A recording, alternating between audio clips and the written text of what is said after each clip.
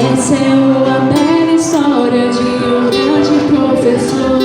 Quando criança se esforçou, os seus pais não tinham condição, mas tinham boa educação.